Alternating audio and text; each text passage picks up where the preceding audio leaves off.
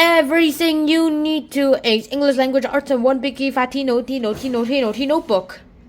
Let's start a new unit, Unit 4, about reading non-fiction. Also, Shakespeare has nothing to do with non-fiction, though. What is non-fiction anyway? Well, everyone loves a good story, all right? I mean, sure, I like all these books. I like Mark Twain. I like The Scarlet Letter. All of these books I read and talked to you guys about, they're all really good. But what if you're interested in the facts? And what if you want to learn something that you're sure is true around you, not just writer's imagination? Well, that's when you look for nonfiction. Nonfiction is writing that is completely about facts.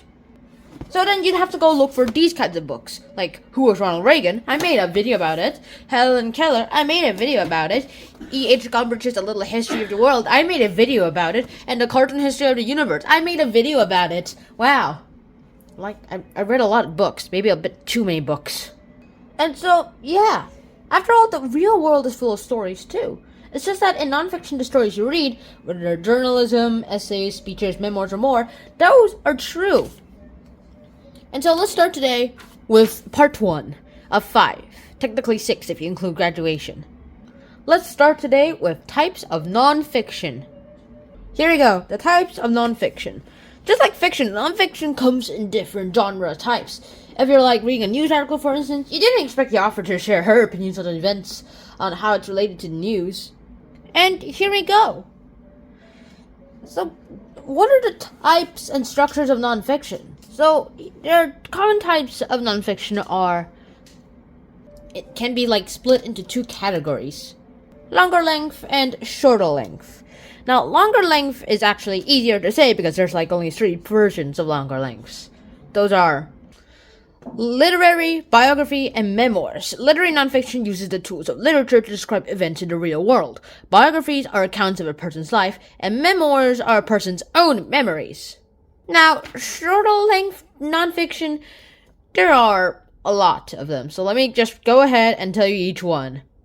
And this is basically the whole rest of the video. Journalism is writing intended to be published or broadcast by news media, such as magazines or newspapers, or even media websites and televisions. Opinion pieces share a person's opinion about a topic. Expositions explain something. Arguments state and defend a point of view, like a debate.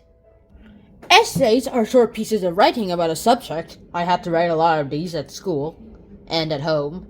You will also have a version of an essay called personal essay, which has a loose structure and come from a personal point of view. A speech that usually is written and then spoken to an audience. Epistles, which are usually like letters or a collection of letters that are written to a person and usually published later. Historical accounts, which describe history. Scientific accounts, which describe scientific discoveries or experiments. Technical accounts, which describe technical matters, basically a manual. And economic accounts that describe events having to do with the economy. And that's it. So I hope you guys enjoyed an episode of Hunter and Sean, and I hope to see you guys soon in another episode of 1. And so until next time, Sean out. Peace.